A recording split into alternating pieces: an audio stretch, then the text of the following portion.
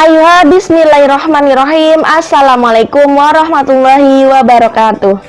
Nah teman-teman, kali ini kita akan melanjutkan pembelajaran kita di tajwid yang pertama. Itu di tajwid yang pertama ada kita membahas hukum nun sukun atau tanwin. Nah pada tajwid yang kedua kita akan membahas tentang hukum mim sukun, yang udah saya jelaskan juga di hukum nun sukun atau tanwin kalau misalkan kita akan membahas hukum mim sukun. Nah sebelum lanjut ke videonya, teman-teman yang baru bergabung di video ini ataupun teman-teman yang belum subscribe, teman-teman bisa klik tombol subscribe untuk aku dan nyalain tombol notification-nya supaya teman-teman gak ketinggalan updatean video aku dan YouTube aku makin berkembang. Yuk kita langsung mulai pembahasannya.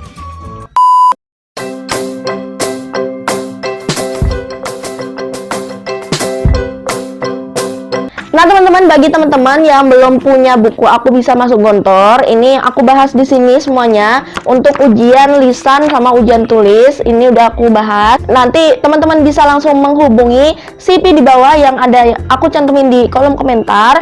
Nanti teman-teman bisa beli di situ. Jadi teman-teman melihat buku aku sambil teman-teman belajar kayak gitu.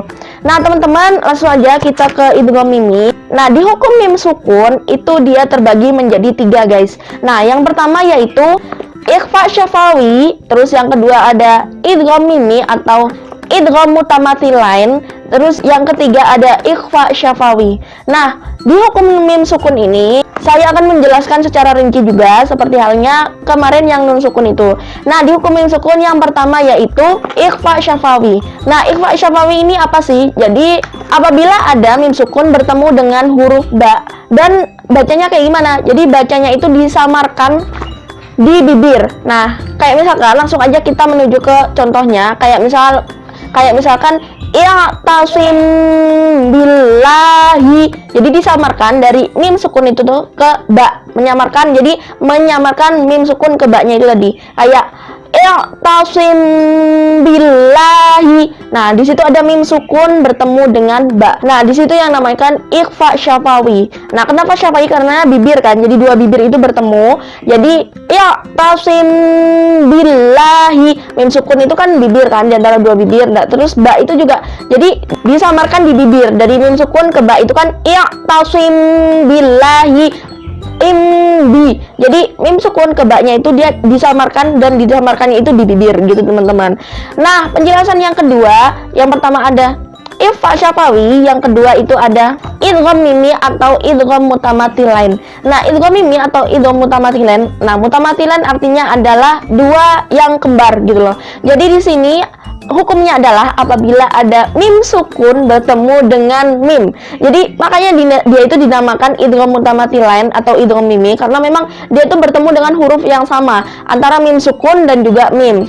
Nah cara membacanya kayak gimana kak? Jadi cara membacanya adalah seperti mim sukun itu bertemu dengan mim itu kayak merangkap gitu loh, atau ditasdidkan. Nah langsung aja kita ke contohnya. Wa ma lahum minallahi. Jadi wa ma lahum, jadi kayak dirangkap gitu kan. Namanya juga ketemu mim sukun bertemu dengan mim, jadi kayak double gitu, dirangkap terus. Ataupun kita kayak bacanya itu kayak tasdid gitu kan, karena memang mim sukun bertemu dengan mim ya sama aja. Kita nggak berubah, maksudnya mimiknya ya sama aja, mim gitu kan. Wa ma lahum minallahi kayak gitu kan. Jadi ummi gitu kan, sama kan wama, padahal dia itu dua suku kata yang berbeda. Wama lahu sendiri, minallahi sendiri gitu loh. Jadi kalau misalkan dibacakan kayak kita itu menyuarakan mim rangkap atau kita itu mentasdidkan huruf mim tersebut. Jadi wama lahum minallahi, mim sukun bertemu mim, itu namanya idgham mutamathilain. Nah terus yang terakhir ada idhar syafawi. Jadi idhar itu dibaca jelas ya, sama kayak yang penjelasan nun sukun atau tanwin yang di tajwid yang part pertama. Jadi idhar dibaca jelas. Jadi di sini idhar syafawi adalah idhar syafawi yang dibaca jelas di hukum mim sukun ini. Jadi dia nggak ada kayak memasukkan, nggak ada kayak mentasdidkan, nggak kayak ikhfa syafawi, nggak kayak idgham mutamathilain juga nggak kayak gitu. Jadi idhar syafawi hukumnya kayak gimana? Hukumnya adalah apabila ada mim sukun bertemu dengan huruf selain mim dan ba, itu namanya idhar syafawi. Nah misalkan ketemu ta, ketemu dal, ketemu pokoknya macam-macam, pokoknya selain huruf mim dan ba kayak gitu teman-teman.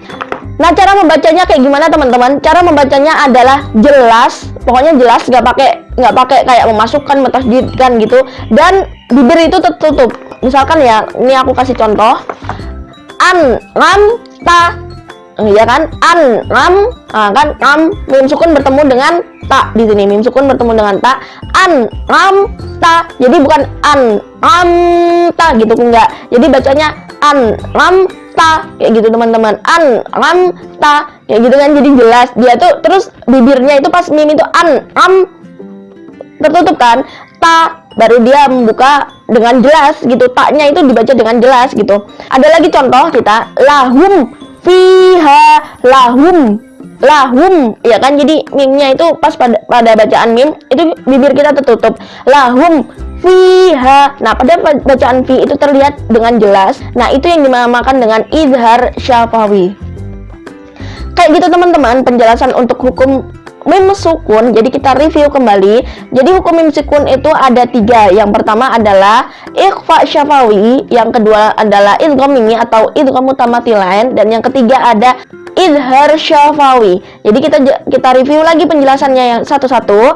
Yang ikhfa syafawi adalah apabila ada mim sukun bertemu dengan huruf ba.